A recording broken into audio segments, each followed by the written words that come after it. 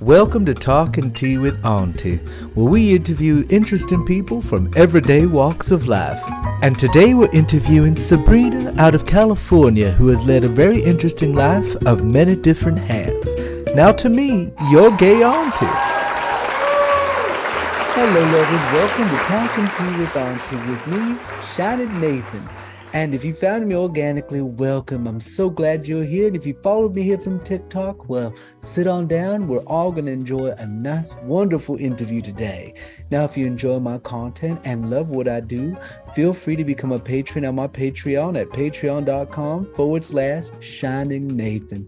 Now, today we don't have our usual segment, patron questions, because this person themselves is a patron and I wanted to get to know them more in depth because today we're interviewing somebody with a very interesting life.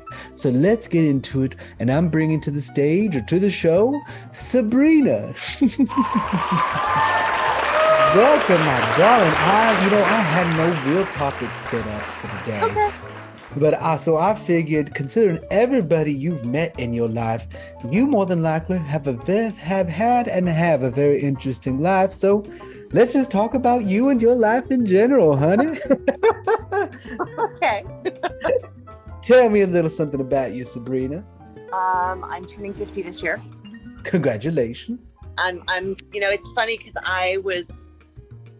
I'm getting used to the idea of aging, and I like it. I feel like I'm more, as I get older, I'm a little more grounded in who I am and who I want to be, and I just feel very lucky that I get to get older. You know, not everybody gets to do that, especially in our community. Not everybody gets to do that, so I feel very honored that I'm able to do that. So and you look fantastic. Thank you. I'm like, I busted out my lipstick for the first time since the pandemic started. It's a very beautiful shade on you. You look beautiful. And so you obviously have a great taste in jewelry, and I love your, that is the goddess pendant, isn't it? Yes. I love it. So tell me, what are some of the fantastic things you've learned in your glorious 50 years of life?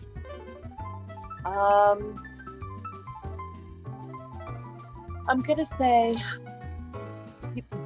a couple of truths that I live with. People generally show you who they are, and how they behave with you should be believed. And we all have a choice for how we show up in things. And it can sometimes be a daily choice, who you want to be. And we don't always get it right, but you have to really think about who you want to be in the world and how you want to show up for people. And just try your best to be consistent, be the best of who you can be. Such beautiful, beautiful insights. And what, along this journey, some things have led you to these beautiful insights. Tell us a little bit about your journey through this fabric and harmony of life. Well, it's funny. If you look at my resume, like it's such an homage to ADHD. Like my wife always laughs at me. She's like, "What jobs have you not done? Let's start there." I'm just like, I love to learn things and I love to meet people, and I feel like life is really about the connections we make and the people that we share those relationships with, because really, why the hell else are we here? And so I've always just been like, I'm gonna try that. I don't know what that is. I'm gonna do that thing. Like I worked as an assistant for a metal sculptor for a long time. I was an organic gardener for a while. I worked in a prison for a little while, and I trained to be a drug and alcohol counselor. And then I realized, like, at the point that I was at, I had such poor boundaries that I would break my own heart and try to bring everyone home and to live with me, and that was just not a good idea.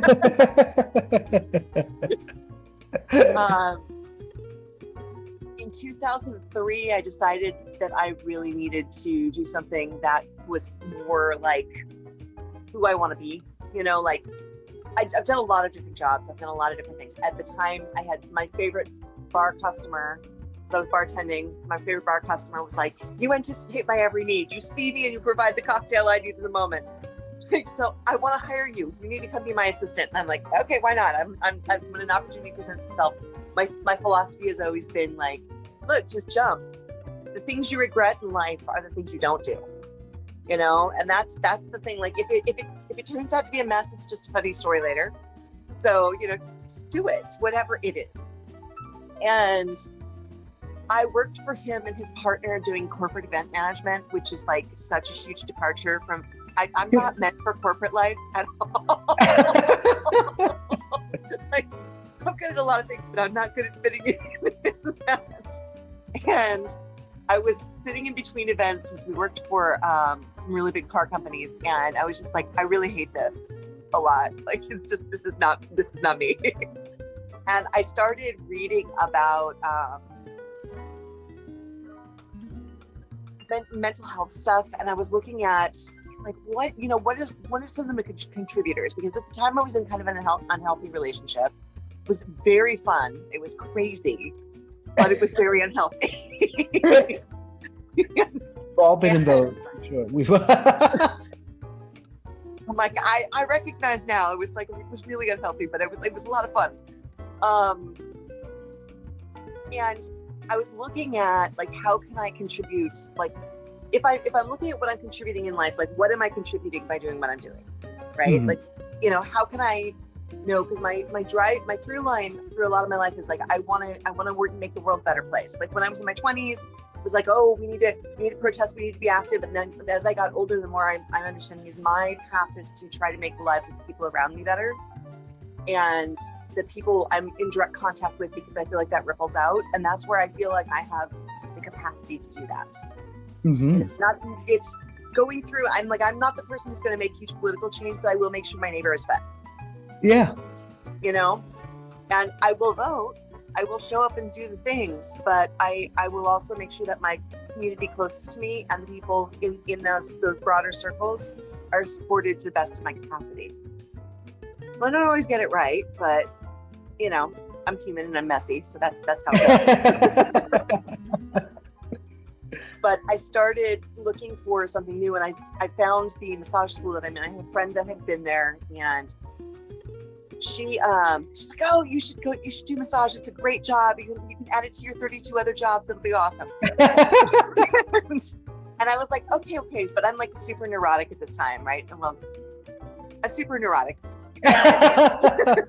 That's at this time. And I made this spreadsheet because I love a good spreadsheet. It makes me feel like I have control of things, and I can make a list and I can quantify it. And then I'm like, that I know what I'm supposed to be doing, which is never really how it works out.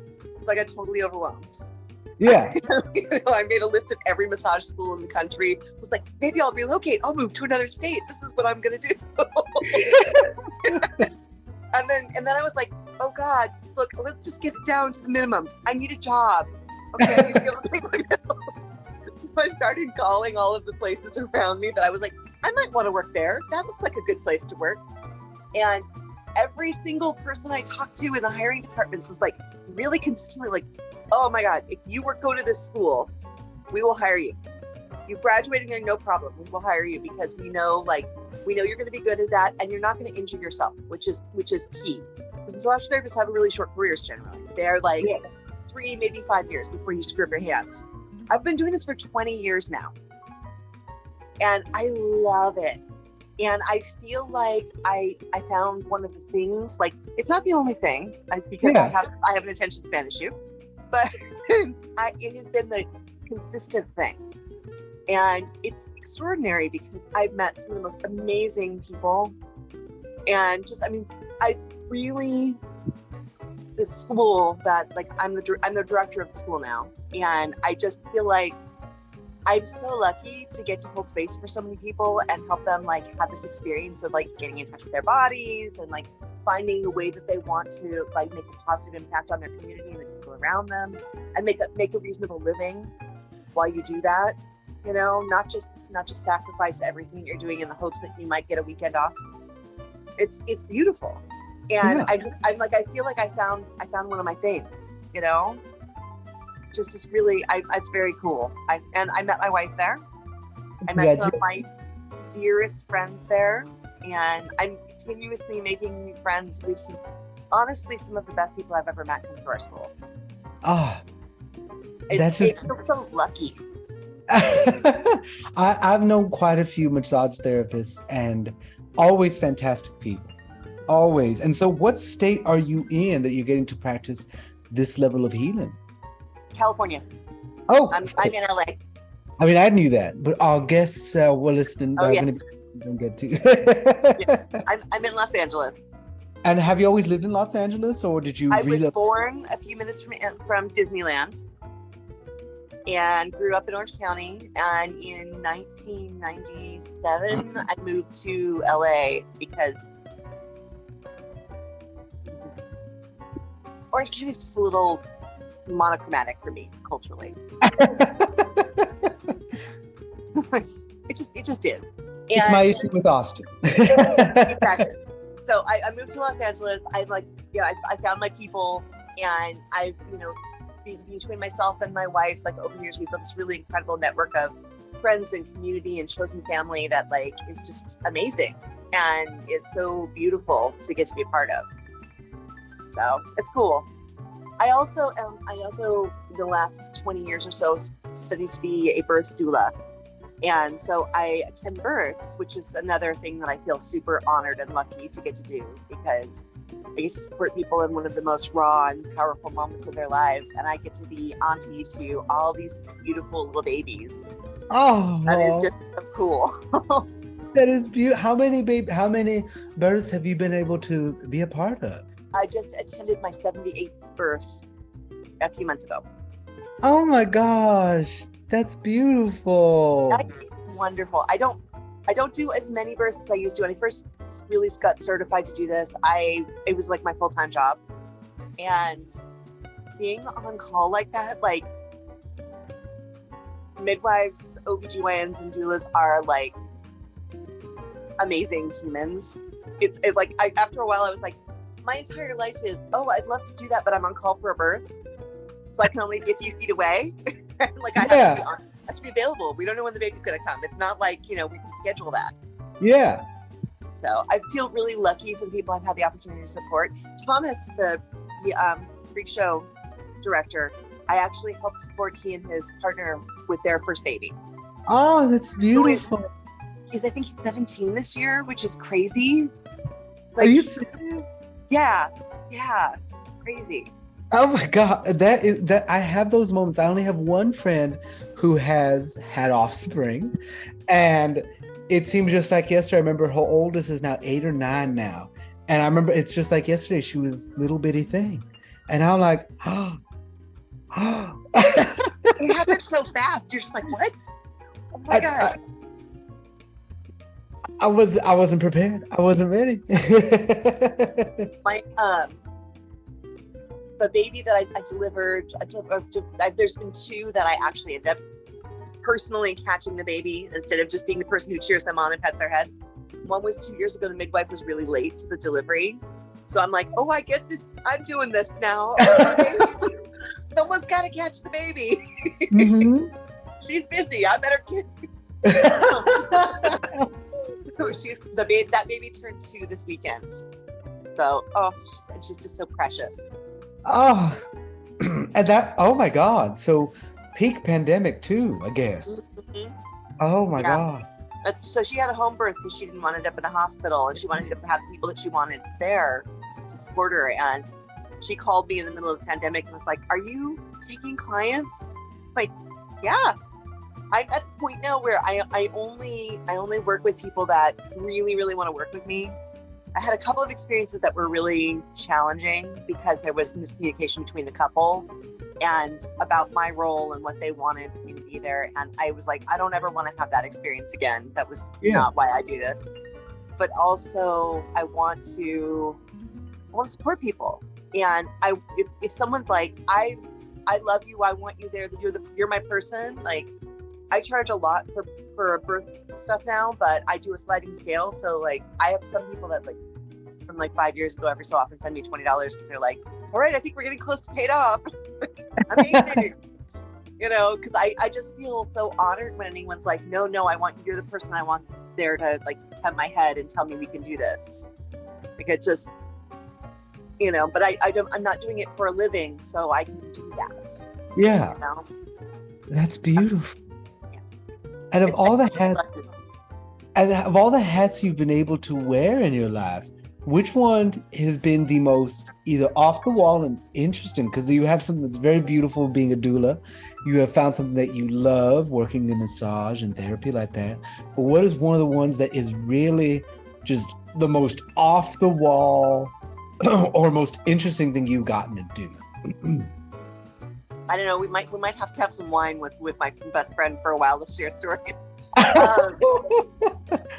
For a lot of years after the day of my 18th birthday, for a lot of years, my main source of income was working as an art model for painters and sculptors and photographers all over California.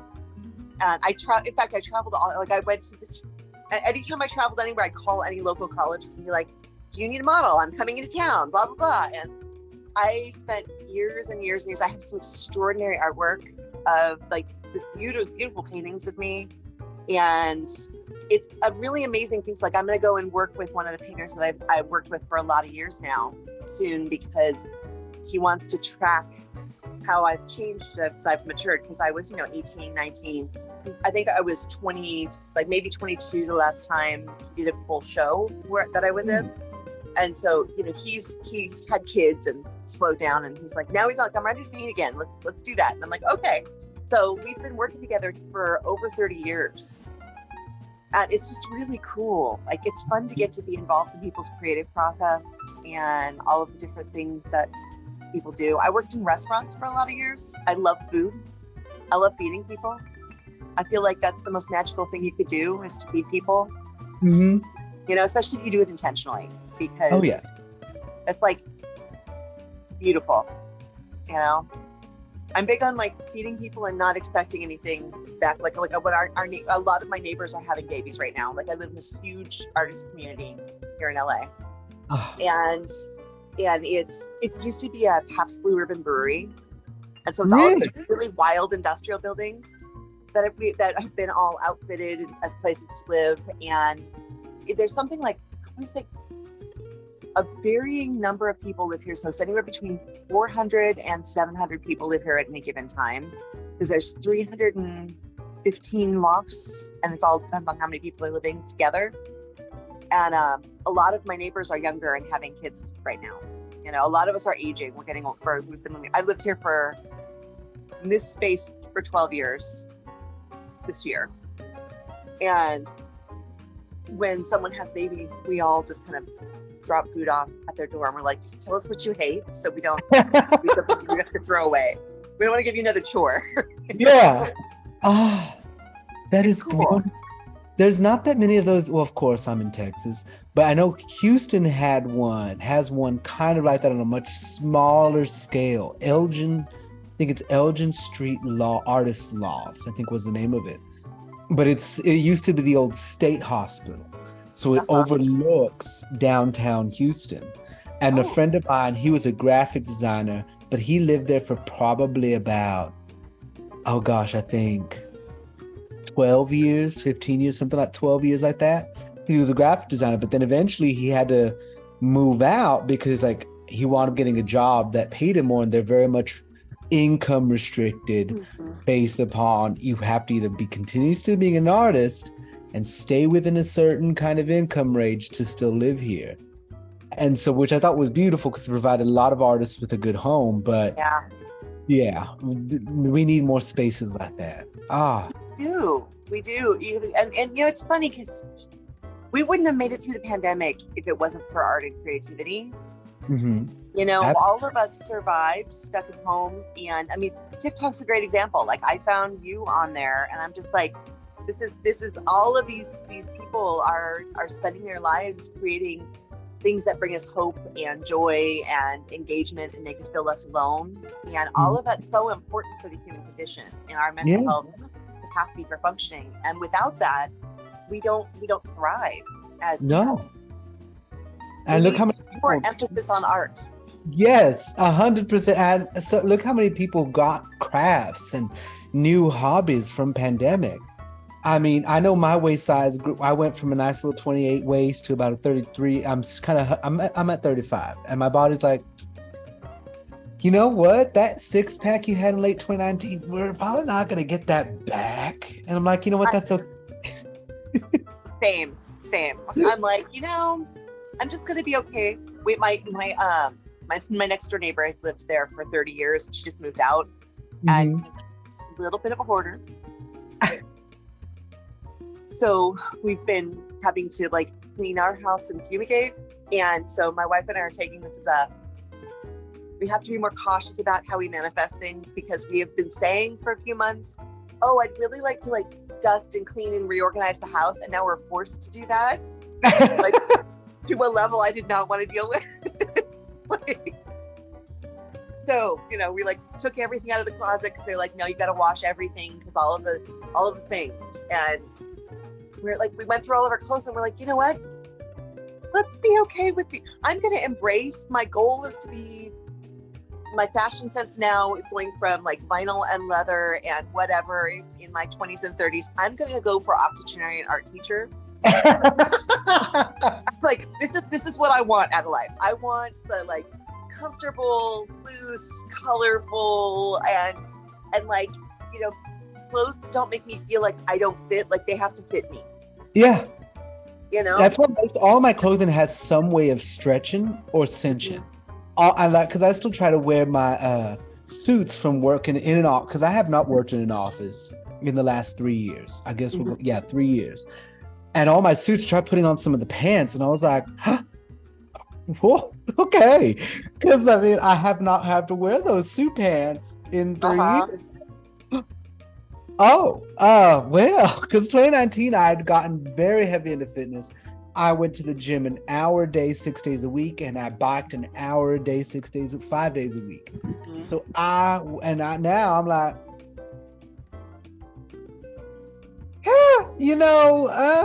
I'm 35, and if I know if I wanted to, I would, but I'm taking on all these projects. I'm like, no, we're good. I mean, I do eventually, because I'm very much modify your meat suit how brings you joy. Same. Very much. And I'm like, the only work I would get done in terms of like liposuction would be my love handles. Because I don't mind getting the belly. I want to be able to direct to get the belly. I'll be perfectly happy with that. But right now, because my body's like, no, we're gaining weight in a feminine way, which is fine. But I'm like, but I want to be, I want the pedonk to be more prominent, which doesn't happen when you have my love handles. But if it's not there, then my butt looks bigger. My tummy, you know what? The fat's going to go there anyway. It's fine. Yeah. We have to have fat. It's perfectly fine. Oh, it's, you need a certain amount of weight on you to be healthy and function. And exactly. Our country is a little too obsessed with being starved looking. Oh yeah, I have a whole post created. There's that one guy on TikTok who gets eaten up every time, where he's like demonizing food. I've done a video on him, and I'm like, we need to have a talk with you, because I'm like, skinny does not necessarily mean healthy, and fat does not mean unhealthy. Anyway, back to you. Tell me about. Because I used to be pagan. Now I'm back being Catholic, which is pagan Christian anyway. It is. It really is. But tell me about your spiritual journey, because we're here to learn about your path. I grew up Southern Baptist. My parents are Southern Baptist. My daddy's from Arkansas. Okay. My mama grew up in California, and I have a massive family, most of whom don't speak to me. The longer I don't speak to them, the healthier I am, is generally how it's worked for me. Christianity was more for me a lot of the time a desire for connection and community. And that was, just like in the South, like which church do you go to, which community are you part of? it was about finding community and connection that I desperately wanted. I felt for a long time in my very early youth that there was a lot of things just that weren't in alignment with my family, or like my have you read any of Clarissa Pinkola Estes' books? Maybe. So she did a lecture series, and they're all available through like Libby, the library, or Audible. There's one book or one lecture that she does called The Joyous Body. She's just glorious. She's a curandera, and she's got a really interesting mixed heritage, and she's also a Jungian analyst. And so it's such an interesting mix of things, but her talking about like the overculture, meaning the culture that tells you what you're supposed to do, as opposed to who your soul is and who your heart is, are often very different things and are often in conflict. So there's a story in her book, The Women Who Run with Wolves, that I have. Like, oh my God, it's so beautiful. As the years go by, I understand more of it. There's one, it's called The Mistaken Zygote, where the zygote fairy going to deliver the baby sneezed and dropped you in the wrong house. Yeah, that's how I always felt. I was like, I don't understand. Like, I love these people, but we don't get each other at all. Right. And I tried so hard to be what would make them happy for so long, to the detriment of my own health and everything. And I finally I got outed in by someone I knew who just couldn't fathom that a parent's love could be conditional. And she meant well, but it was very ugly for a long time. And I went and got married when I was 19, to one of my very best friends. He's still one of my very best friends. I love and adore him. I'm in classic lesbian fashion. I've stayed friends with him. And we didn't work, but not because I didn't love him or we didn't work together. It's that we both had so many issues and so much shit. We needed a ridiculous amount of therapy to be able to be functional. And he's better off now with who he's with. I'm better off with who I'm with, and I'm significantly happier. And I've been significantly happier dating women over the years than I ever did. I'm torturing for men that I dated. And how long have you been able to date women, I suppose? I met my first girlfriend 23 days, or let's say on my 20th birthday. Oh, Mm-hmm. It's beautiful. So, yes, I didn't exactly know what was going on. I was just low-key obsessed with her. Actually, funny enough, there was in college, my first interaction with paganism was this one woman, and to keep her anonymity, she was in I'm not, at this point my memory is fuzzy. She was in a lesbian relationship that eventually turned to a straight relationship, if I remember correctly, because they were, I'm actually female to male, beautiful, fantastic. She was pagan. She was an artist model, and to do all of that. And so she was the one that gave me my first introduction to all of that. So I'm like, right now talking about all this, I'm like, it's like reliving my own 18, 19, remembering her. Oh, I love that. Oh, that's beautiful. And so you've been practicing pagan for goodness, what? Since my late teens, early 20s. I left the church in spectacular fashion, and oh, there was a lot of fighting and a lot of things.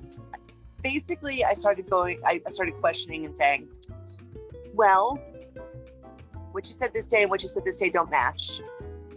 I have the tapes. And I'm confused, and I want you to explain it to me, because I'm a nerd and I like to read things and study things. And so I don't just read a little bit. I read let's read the historical books and let's blah, blah, blah. And it's me and a small group of my friends completely geeked out on everything we were being told in the church that we were in. And it turned into none of this is making sense to me.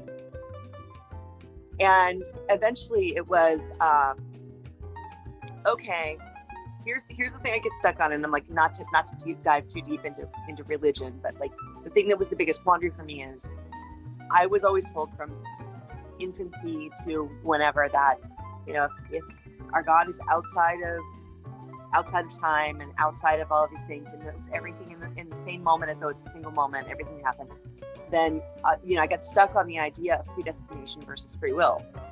The idea of like, okay, well then none of my choices are a surprise to anyone. And so where does that put where we're at? And I got really, really stuck on that, and it just felt so mean. Like, and when I started looking at it, it's like I watched people in the church that I was in offer homeless people food if they would say they accepted Christ, so they could get their brownie points. If they did this performative thing so they could look good in front of this group, then they would. And I'm like, this is nothing. This is nothing in the book that you're talking about. And this is not, like, if you feed people, you need to feed people and not ask for fanfare. Mm-hmm. That's not what this is about. Like, you're not racking up points on some chalkboard somewhere to try and earn your right to be in a better house in heaven. That's not how that works, right? And it just started to feel really insincere to me. And I did a lot of self-examination and questioning. And I'm like, what I came down to is I want to think someone somewhere knows what's going on. I don't want it to be me. I just want to be a nice person. And I'm happier in nature and with people who are focused on the world around us. And I think that if the world is reflective of our, like, if we are made in God's image, let's just say that, then we are male and female, then we are all of these things. We are all of the spectrums that could be manifest in that. And I would never be so arrogant as to say deity manifests in this particular way only. Mm-hmm. Because I believe that if there are massive variety of people on this planet, why can't God speak in their voice too? However God manifests for you. Yeah. And so I'm happiest in nature. I'm happiest with all of the people that I know who kind of function, who like that. They're nicer people in general. I'm like, if you're not, I've long said, if you need someone to threaten to send you to hell or your room to keep you from being a bad person, you're just a bad person. Like, don't be a bad person. Just be, if you shouldn't do nice things to earn brownie points, you should do nice things because that's the right thing to do. Yeah, 100%. That's what's important here. Mm-hmm. And that's kind of my general philosophy for things. Like, I'm not actively in a group or in anything where I'm practicing with anyone in particular. Mm-hmm. I just sort of really, I feel like it's important to live how you want to be and how you want to show up for things. And I find that generally that's more true outside of churches than in them, in my experience. And I agree the same way. My journey out of organized Christianity, technically right now I'm Catholic, but that's through obligation, was actually started when I was about, I guess, 12 or 13 or something. And I remember a minister saying that, talking about jealousy, like, we can't be jealous, but then the next day he mentioned, like, well, God's jealous God. And I was like, well, that's not our way. Like, that's not okay. And he was like, what? And I was like, how is it okay for him to be a jealous God, but then condemn me for any act of jealousy? Like, why is it okay for him to do these things, but expect me to act in a better way than him? And the guy was like, well, I was like, no, I'm not done. And it just kind of snowballed from there in regards to organized. And I left because I was very devout until I was like, wait, the math ain't mathing right now. Yeah, well, exactly. And that's what I landed on. I'm like, I feel like I started dating this guy who is he's adorable. He owns a What's it called? Full Tilt Ice Cream in Seattle. Uh-huh. He's lovely. He's brilliant, and he's just so. I started dating him, and he was like, he was a grungy hippie. His brother followed the Grateful Dead at the time, and like he had grown up with like this completely different perspective on life. And I met him at the youth group, but he was kind of hanging out at the youth group because it was an all ages deal where like we all have a place to hang out. And there was a bunch of cute girls there, so he was hanging out at the youth group. And I started dating him, and I was like really started looking at like the anarchists, the like non-religious anarchists would feed the homeless, and with no strings, just like people should be able to eat. And he introduced me to a whole different group of people. A lot of like, I grew up like, lower to middle class. And I ran around with this whole group of people. It was all different economic strata, because the Grateful Dead is like the people who follow that are all over the place. And it was just so interesting to me because he helped me think more critically about my perception of what is the right thing. And so much of what I grew up with or what I was trained to do was performative. Mm-hmm. It was, I remember telling my mom, like, I really feel like I need to go to therapy. I don't feel okay. Like I really, like, I'm 50 years old and just figuring out that I have ADHD. I'm like, oh no, like I look back on all my friends who are like, really? You didn't know? We knew. We didn't think we needed to tell you. It's this we all done knew. Like, is the sky blue? The ground is grass? Like, yeah, obviously. I'm like, oh, I missed that. But my family was really big on secrets and keeping things quiet. We don't talk about our business in front of strangers. Like I told my mom in high school, I'm like, I don't feel right. I want to go to therapy. I feel like I need support. I'm not well. I wanted to go to a support group or something. I got to go to the support group in the church for a while, but it didn't help. Mm-hmm. And she was super against, like, I just need to buck up and be fine. And if I need to talk about something, I need to talk about it with the family. I'm like, the family is the problem. Let's not do that. A lot of this regards y'all. Yeah. So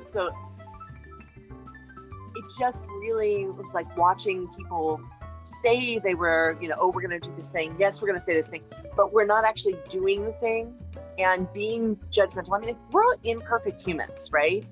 Absolutely. Like I have a lot of forgiveness and grace for people who, we all fuck up. I get it. Like nobody has to be perfect, and no one is going to show up exactly right all the time. But I have a really hard time with hypocrisy, with like someone preaching on Sunday and then cheating on their partner, or not, like saying we'll feed the homeless, but only if they show up so they can fill their pews. They'll feed them if they show up. Like bribing people to be performative is never. No, it's ugly, 100. I fully agree. Yeah, so I had a really hard time with that, and the inconsistency in those conversations and behavior is really challenging. I'm just watching what's going on in the world right now, and I'm like, just don't be mean. Why is this so hard? Yeah.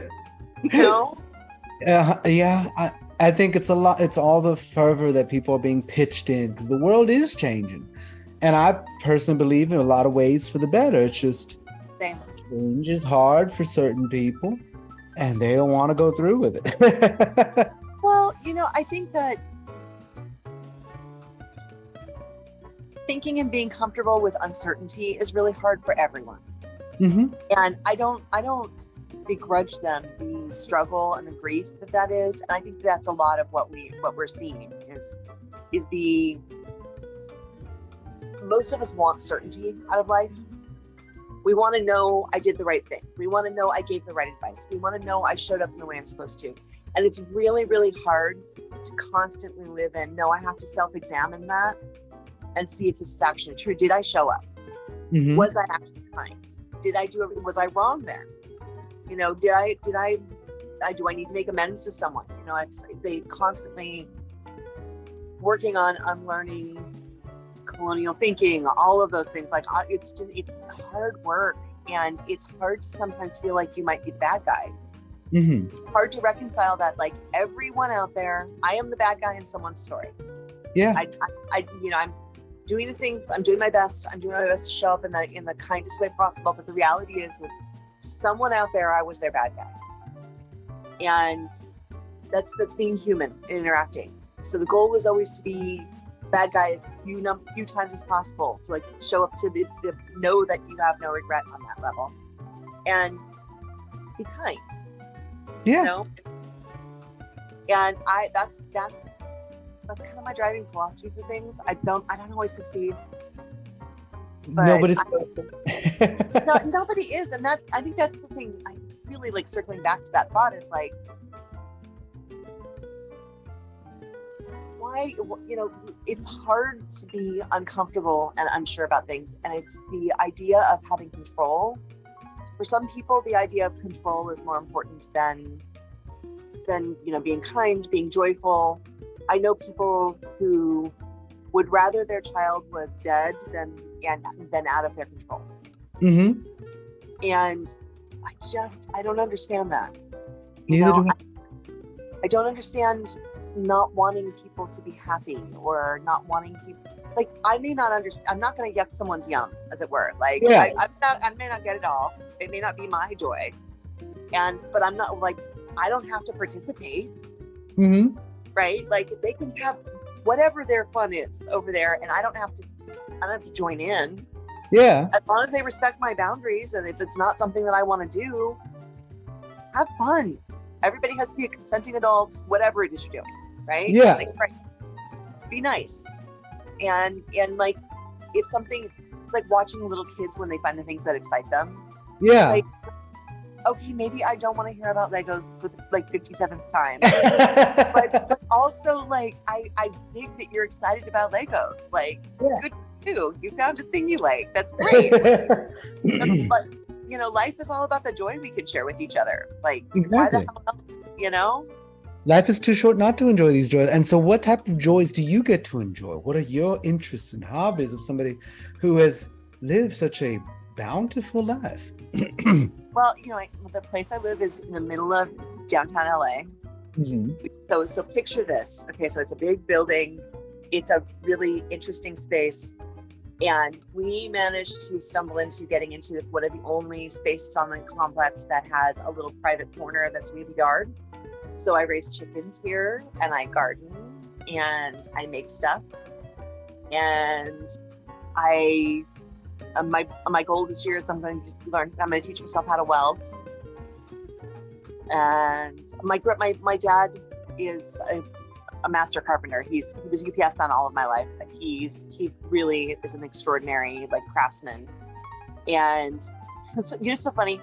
I didn't realize people bought furniture until I moved out on my own. Really? Like, I thought everyone just talked to someone like my dad. Like, oh, you know, if you can't make furniture, you call someone like my dad and said, I need this thing. And then, you know, in a month or so, it's done, and you do the thing. Like, Dad, I need a desk. Okay, let's measure the space. And like, in a month or so, it's in the space. I just thought everyone made their own shit. I had no idea. Like, the first time I walked into an IKEA, I was like, oh, what is this? It's all so crazy. You know, like, not sturdy, but also really, really inexpensive. And my little apartment could use that. And it's shiny. Sparkly. I love it. My wife always calls me a crow because she's like, if it's shiny, you're going to be staring at it. So. Yeah, let me. Yeah. 100%, might as well. It was such an education to like go out on my own and be like, oh my God, people buy furniture. I've never been in a furniture store. I didn't know that was the thing.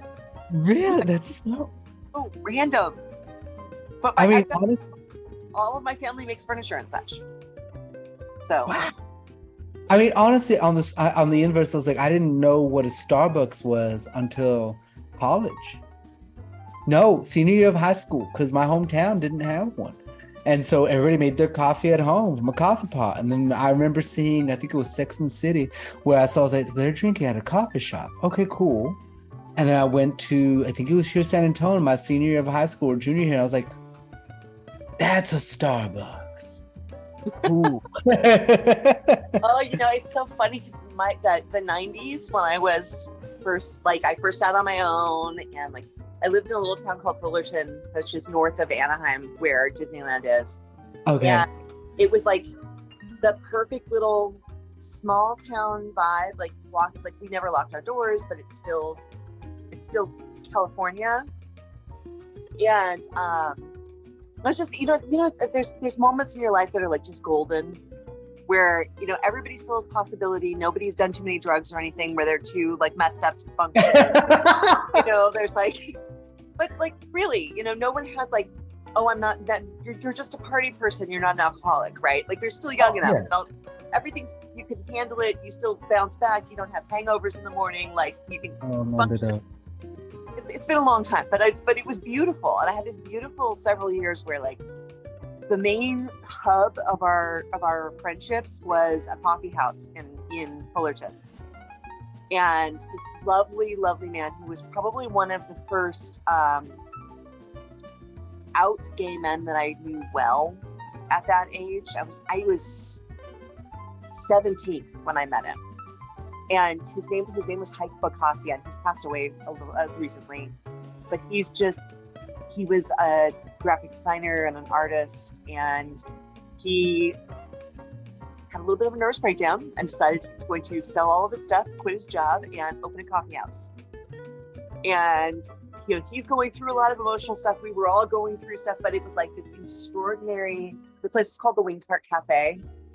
And it was just so beautiful because we had this incredible experience of like, this is like home.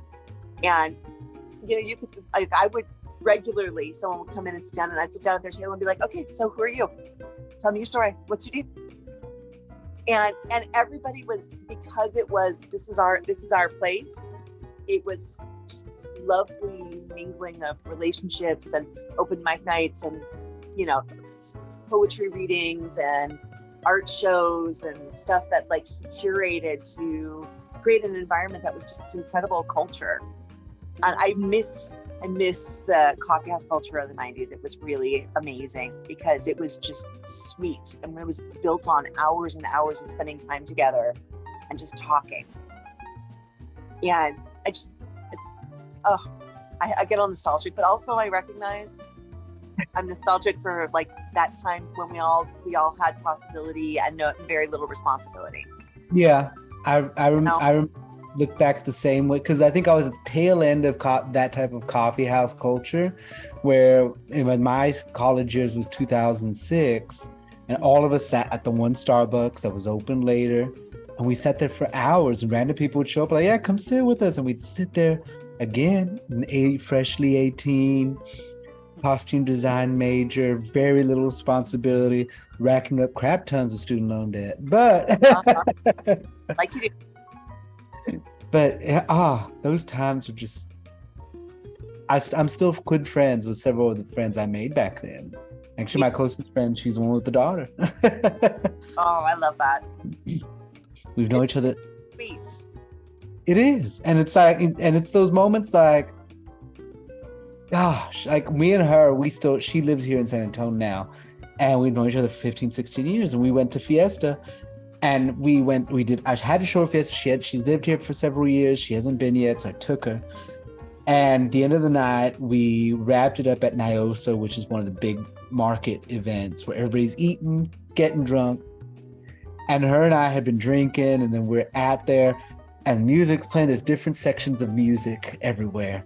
And we're in front of one of the bands, and we have our elote cup, our beer, and just dancing together tipsy with our elote cup and our Fiesta outfits. And it's winding down, call the Uber, and she's like, that's a memory I'm never going to forget. I was like, you and I in our 30s with our elote cup and our Fiesta wear, just you and I dancing at the Fiesta. Oh, I love that. Yeah, just those memories that are just stick with you. So I fully understand. Beautiful. And so what is one of those memories for you from those times outside the coffee shop? Give us a little figment to 20 or 18 to 20-year-old you. Well, like, okay, let me see. I met Thomas in the coffee shop. I met my ex-husband in the coffee shop. Some of my longest standing, because I mean, that was like 30 something years ago, more, that we've been friends and grown up together. It's incredible. Like when I eloped when I first got married, so that because my parents would never have approved. But also I wanted to go to school, and my parents were not, like, they weren't allowing me to take out any student loans because they didn't think girls should be educated. It's a whole thing. Yeah. I was like, wait, you just need to find a nice man to take care of you.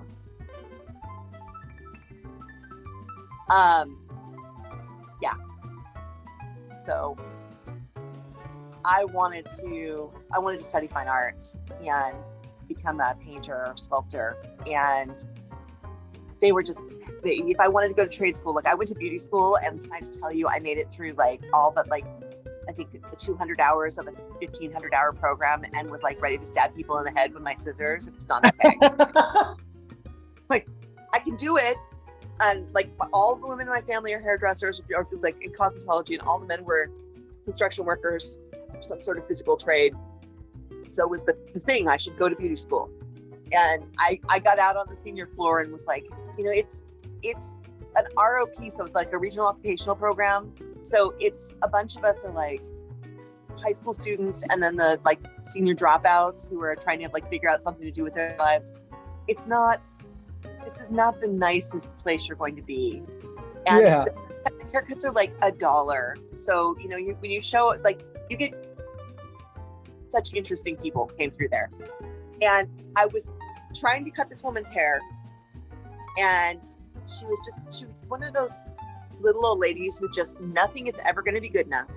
She's sure you're going to screw it up, whatever it is. And she's going to yell at you preemptively so that she can say she's right.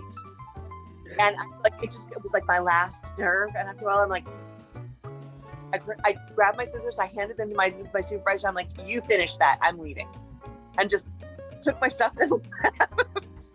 I went to my counselor. I was like, you need to get me out of there. This is not for me. And they put me into data entry, computer programming, which was much more my speed, and learning it. And that was when we still just, go in during lunch and turn the computers on because it takes 20 minutes to warm up so we could use them. And so I learned all sorts of coding and stuff like that back then. I was like, oh, my brain likes this. I like this. And I like people, but I don't want to do that. Yeah. So I worked in a doctor's office for a long time. I did a bunch of like random stuff, and I was like, okay, so I want to go to college. I want to be an artist. This is what I want to do. And they were not game. And so one of the reasons that I decided to elope was because I wanted to be emancipated. They were not willing to take me off their taxes until I hit 26, because it's a tax benefit for them. And so they wanted to have control of whatever it was that I was doing. And I was just like 18 and feisty and like, I'm done. And yeah. So we went down to the courthouse and got married. And the idea was I want to be able to like have a say about everything that goes on in my life. But the reason I bring this up is that the address that's on our marriage license as our home address was the coffee house. We put that on our marriage license because we met there and we spent more time there than anywhere else. We lived down the block from it for a long time together. And that was just kind of the center of everything in our lives. Oh, that's absolutely beautiful. And we're coming at the end of our hour. You gave us what awesome lessons you've learned. But anybody who's younger, what type of little piece of something would you give them that you've also experienced? What would be a nugget of advice for them, I guess is a better terminology. Well, okay, so my partner had brain cancer in 2014, And I have, after going through that experience, I have I think the thing that I think is the most useful for anyone in anything, but in particular, if someone's going through something profound in their lives, is, like, this is what we give our students a lot too, is if you learn nothing else from us, it is when someone is expressing something to you, ask them, how can I best support you now? Do you want me to listen and hold space? Do you want feedback? Do you want ideas? Do you want to brainstorm? Or do you just need me to hold space and be present for you? And then actually do it. Because when she got sick, it was a whole lot of, you should do this. And everyone had, even facing mortality causes everyone to freak out. It's just, that's life, right? None of us wants to die. We all spend our lives pretending like we're not going to. Mm-hmm. But everybody cashes it in eventually. And the reality of it is that that's an integral part of life. And especially American culture doesn't have a good connection with dying. We pretend it doesn't happen. We pretend aging and dying don't happen. Mm-hmm. And I got really clear about how important it is to just understand that sometimes you just need to process your feelings, and you don't need anyone to give you feedback or ideas. You just need to be in connection with another person to express what's going on for you. And there's not always an answer. And sometimes the only answer you can have is to just be there with someone, so they're not alone in it. I think that's the one lesson out of everything that I've had in my life that I think is most important. Oh, and I think that's absolutely wonderful, because it is. And I think a lot of us have forgotten how to be able to step away from self and ask that question. And it's very vital. And I think a lot of people can learn from having that little nugget. I think the one thing I'm like, if I share that with no one else, nothing else happens out of my life. I want that to be one of the things that I share, is like, how can I support you in this moment? Because then you don't have an agenda around them behaving a certain way, or you behaving a certain way, or getting a specific result. You're actually there in the moment rather than the future or the past. Yeah. It's powerful. I know exactly, because I've been the last several years, 3 years actually, I've actually started realize that. And I've had to start teaching my mother. My mother's a boomer, so it's hard for her sometimes. Where she has to learn, like, hey, sometimes if I'm telling you something, I've started easy. I'm like, hey, if I'm asking for advice, I'm asking for advice. If I'm not, I'm not. Mm-hmm. Fair. That's an easy step, because I have the problem of, I have choices of things going to do to make a decision on. Do not add more, because then I'm going to freeze. Yes. And my mom likes to add more. I'm like, Mom, love you. I love you. But do not add more decisions. Do not add more possibilities. I have my 2. I have my 3. Now I'm going to pick which of the 3. Do not add a 4th. Do not add a 5th.